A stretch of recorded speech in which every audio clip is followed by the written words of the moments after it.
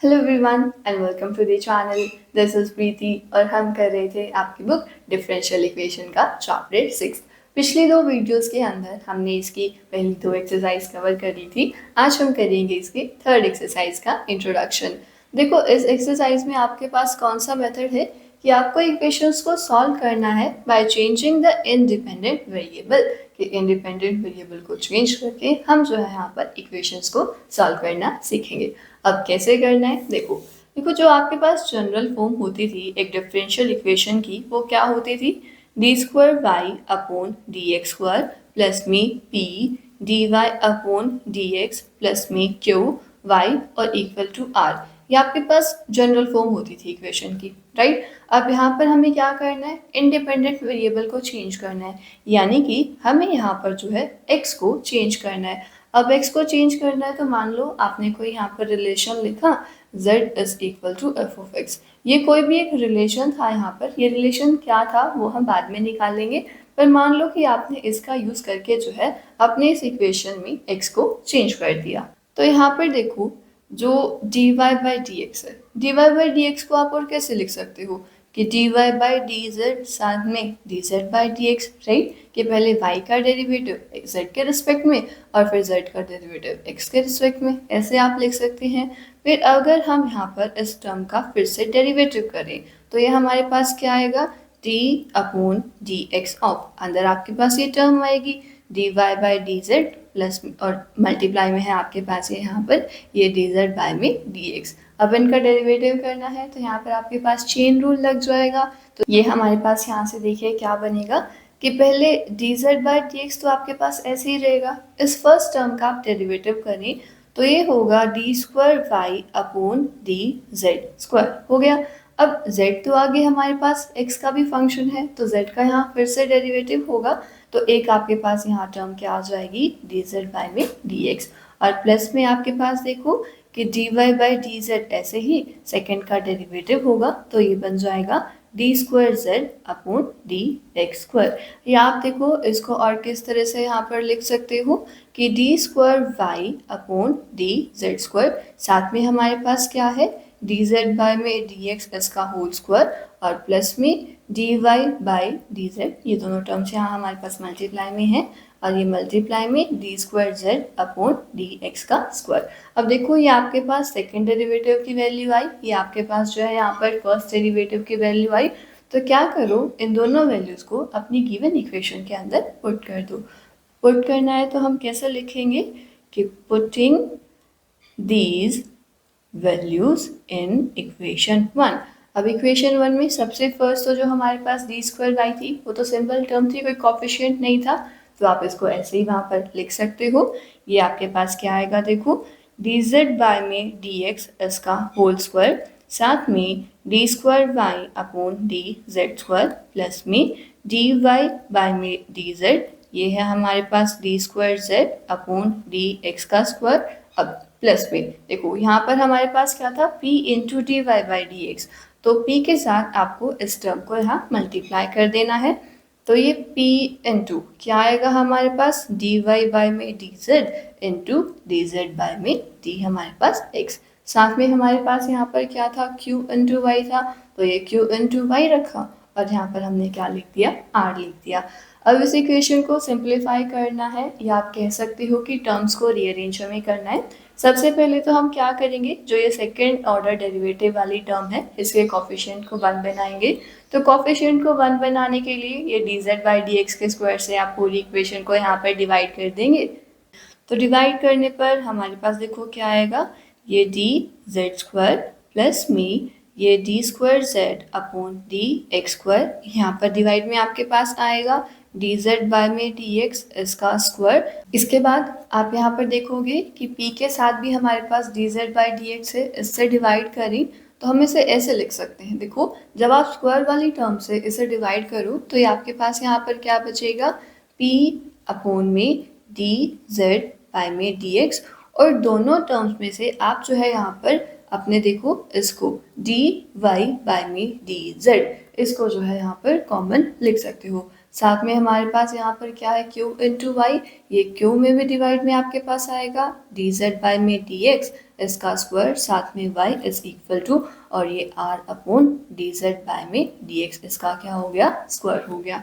अब देखो इस इक्वेशन को ना आप कैसे लिख सकते हो कि D square Y upon D Z square plus में P dash into D Y by में डी जेड प्लस में Q dash into Y is equal to R dash, जहाँ आर डैश की वैल्यू आपने यहाँ पर ये लिखी है, क्यू डैश की वैल्यू आपके पास है Q upon D Z by D x इसका होल स्क्वायर, पी डैश की वैल्यू आपके पास क्या है, ये कंप्लीट वैल्यू है। तो मतलब हमने यहाँ पर जो है एक फंक्शन लिखा था z is equal to f of x, जिसका यूज़ करके हमने अपनी इक्वेशन को ट्रांसफॉर्म किया और ट्रांसफॉर्म करने के बाद हमारे पास जो है इक्वेशन ये आ गई। अब इक्वेशन तो हो गई आपकी चेंज यहाँ पर कि आपने जो है इंडिपेंडेंट वेरिएबल को चेंज कर दिया। अब नेक्स्ट क्वेश्चन है कि जो हमने z की वैल्यू कही थी कि हम z का एक फंक्शन लेंगे, वो z की वैल्यू आपके पास कैसे आती है। देखो आपके पास ना यहाँ पर दो ऑप्शंस होंगे कि आप जो है z की वैल्यू को जिसकी हेल्प से निकाल सकते हो। पहला तो देखो हमारे पास क्या है कि z की वैल्यू को हम इस तरह से चूज करें कि जो हमारा p डैश है वो हमारे पास क्या है, जीरो के इक्वल आए। डैश के जीरो के इक्वल होने का मतलब क्या है कि जो ये पूरी आपकी टर्म है ये टर्म किसके इक्वल है, जीरो के इक्वल है। देखो केस 1 की अगर हम बात करें कि हमारे पास ये फर्स्ट केस क्या होगा कि हमने जो है चूज किया z सच दैट कि जो हमारा P1 है किसके इक्वल है, P1 P डैश हमारा किसके इक्वल है, जीरो के इक्वल है। ये जीरो के इक्वल है तो ये सारी वैल्यू आपके पास किसके इक्वल होगी, जीरो के इक्वल। तो यहाँ से देखो आपके पास क्या बचेगा, D square Z upon D x square plus में P into D Z by D x आपके पास आएगा और ये इक्वल टू होगा जीरो के। D Z by D x कैसे आया, यहाँ पर जो है मैंने इस टर्म का एलसीएम लिया तो ये आपके पास वैल्यू आ जाएगी। इस इक्वेशन को अब हम और किस तरह से लिख सकते हैं कि D square Z by D x square किसके इक्वल आएगा, p into D Z by में डी एक्स के। यहाँ से देखो कि D square Z D x square, मैं ना D Z by D x को इसके नीचे डिवाइड में लेकर आ गई। यहाँ पर मैंने क्या लिखा, p साथ में क्या चल रहा था, नेगेटिव साइन चल रहा था। उसके बाद मैंने क्या किया, इस टर्म को इंटीग्रेट किया। इंटीग्रेट किया तो देखो यहाँ पर आपके पास फंक्शन है, ऊपर आपके पास फंक्शन का डेरिवेटिव है। जब आप इसका इंटीग्रेशन करोगे तो ये आपके पास क्या आ जाएगा, लॉग में फंक्शन आ जाएगा। तो लॉग ऑफ ये आपके पास क्या बचेगा, डी जेड बाई में डी एक्स, और यहाँ राइट साइड में हमारे पास क्या आएगा, इंटीग्रेशन में p नेगेटिव में डी एक्स। अब इस पर अगर हम एक्सपोनेंशियल फंक्शन अप्लाई करें तो ये हमारे पास क्या आ जाएगा, d Z by D x is equal to e की पावर में ये फंक्शन हमारे पास जाएगा, ये नेगेटिव में p dx। अब ये तो देखो हमारे पास किसकी वैल्यू आई है, dz बाई dx की वैल्यू आई है। हमें तो यहाँ पर z की वैल्यू निकालनी है। z की वैल्यू निकालनी है तो क्या करो, इसका फिर से इंटीग्रेशन कर दो। तो z यहाँ पर हमारे पास क्या आएगा, इंटीग्रेशन ऑफ e की पावर, ये यहाँ पर नेगेटिव में p dx, साथ में ये बाहर और ये dx। तो ये हमारे पास किसकी वैल्यू आएगी, z की वैल्यू आएगी। यानी कि अगर आप अपने z को इस तरह से चूज करते हैं कि p1 की वैल्यू जीरो के इक्वल आती है तो z आपके पास किस फॉर्मूले से निकलेगा, इस फॉर्मूले से निकलेगा। अब यहाँ पर तो आपके पास ये फॉर्मूला आया है, इसका यूज करके क्वेश्चंस कैसे निकलेंगे वो आपको जो है एग्जांपल से क्लियर हो जाएगा। तो देखो फर्स्ट तो था कि z की वैल्यू को हम इस तरह से निकाल सकते हैं।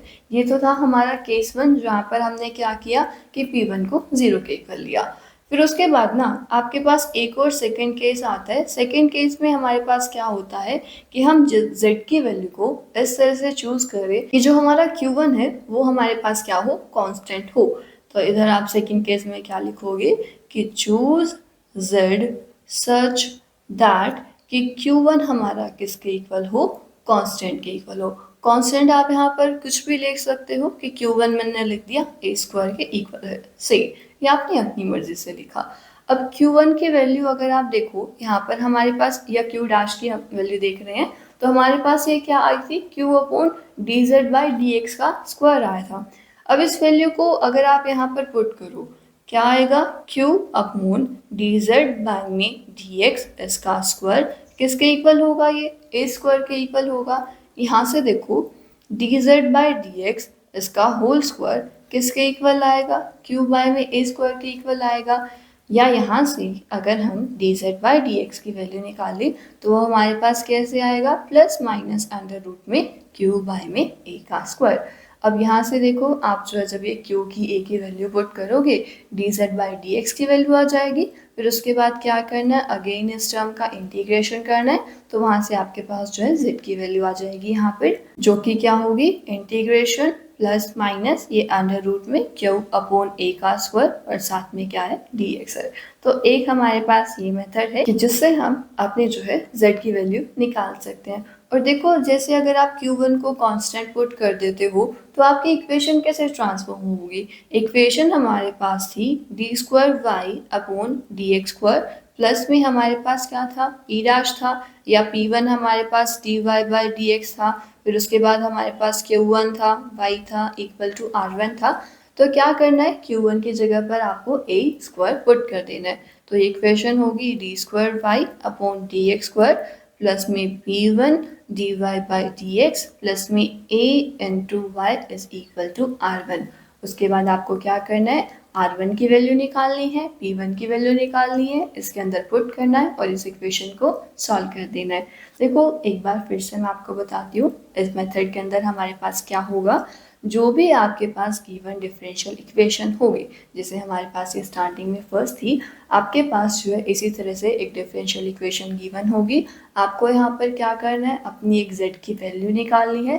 z की वैल्यू पे आपका डिपेंड करता है कि इक्वेशन हमारी ट्रांसफॉर्म किस तरह से होगी। अगर देखो आप अपनी z की वैल्यू निकालते हो इस फॉर्मूला का यूज़ करके कि e की पावर नेगेटिव ये इंटीग्रेशन पी डी एक्स, इसका यूज़ करके निकालते हो, तो देखो यहाँ पर इक्वेशन आपकी कैसे ट्रांसफॉर्म होगी, d square Y upon D Z square, p वाली टर्म आपकी जो है यहाँ से हट जाएगी, तो आपके पास क्या बचेगा, q1 बचेगा साथ में y और इज इक्वल टू r1। तब तो आपकी इक्वेशन इस फॉर्म में ट्रांसफॉर्म हो जाएगी। यहाँ पर आपको सिर्फ q1 r1 की वैल्यू निकालनी है, इसमें पुट करना है, इक्वेशन आपकी ट्रांसफॉर्म होकर चैप्टर 4 या चैप्टर 5 के जैसी इक्वेशन बन जाएगी जो हमने वहाँ पर सॉल्व की थी। तो आगे आप उनको अपना मेथड लगा के सॉल्व कर सकते हो। सेकेंड आपके पास क्या था कि अगर आप अपनी z की वैल्यू निकालते हो इस फॉर्मूला का यूज़ करके, तो यहाँ पर हमें बस क्या करना है कि q1 की जगह पर जो है a स्क्वायर यहाँ पर पुट कर देना है। ए स्क्वायर हमने पुट किया था ना, कांस्टेंट जो हम लेकर चले थे, कि ए स्क्वायर पुट कर देना है और p1 और r1 की तो वैल्यूज आपकी निकल जाएंगी जो हमने इक्वेशन को कंपेयर करके वैल्यूज लिखी थी। इसके अंदर आप फिर पुट कर दोगे, उन्हें सॉल्व कर दोगे, तो आपके पास जो है सोल्यूशन आ जाएगा आपकी गिवन डिफरेंशियल इक्वेशन का। तो ये तो आपके पास है यहाँ पर मेथड, या आप कह सकते हैं कि इंट्रोडक्शन था इस मेथड का। एग्जाम्पल्स मैं आपको कराऊंगी नेक्स्ट वीडियो के अंदर, वहाँ से आपको क्लियर होगा कि कैसे हम जो है इन दोनों मेथड्स का यूज़ करके अपने एग्जाम्पल्स सॉल्व कर सकते हैं। तो आज के लिए बस इतना ही, मिलते हैं नेक्स्ट वीडियो के साथ।